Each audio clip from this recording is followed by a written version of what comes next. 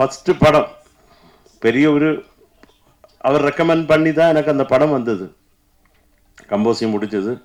அந்த டைரக்டர் பாவம் டியூனெல்லாம் பண்ணி லிரிக்ஸ் எழுதி சித்ராமா மனோ எல்லாம் தான் பாடுறாங்க, எல்லாம் வந்தாங்க.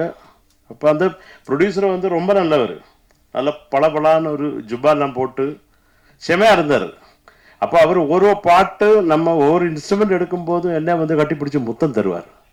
நினச்சி எதுக்கு இவர் இவ்வளோ முத்தம் தராரு பார்த்து பாட்டு மொத்தம் முடிச்சு கேட்டுட்டு அந்த மாதிரி கூட இல்லை. இவர் ஒவ்வொரு ஆக்ஷனுக்கும் அவர் என்ன வந்து ஹக் பண்ணுறாரு, உமா தராரு. சரி, பாட்டெல்லாம் முடிஞ்சது, ரெக்கார்டிங் முடிச்சு அப்போ இவர் ஒரு வெறுத்தனமாக உமா கொடுத்துட்டு இருந்தவர் இந்த பேமெண்ட் அப்படின்ற டைமில் அவரை காணோம்.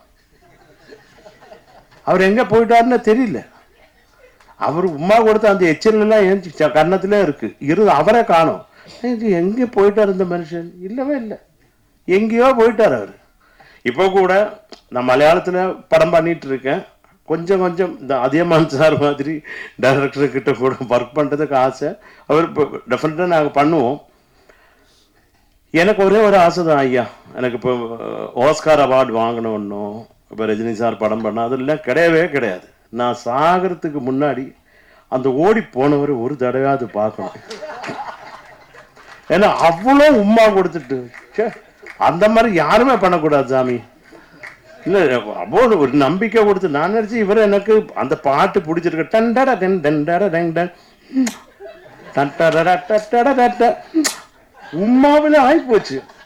ஒவ்வொரு பிட் ரெக்கார்ட் பண்ணும்போது நான் இப்படி இருந்தேன். அப்புறம் இந்த அளவு வந்து உமா தருவார், கடைசியில் சேர்த்து வச்சுட்டார் அவரு.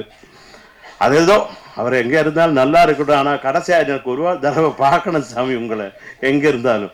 என்னது அவர் அப்படி மனசில் இருக்கார், நிறைஞ்சிருக்கார் அந்த ஜுப்பா கலரு. அதெல்லாம் என்ன பண்ணுறது, அந்த மாதிரி ஏமாற்றங்கள் நிறைய நடந்திருக்கு லைஃப்பில்.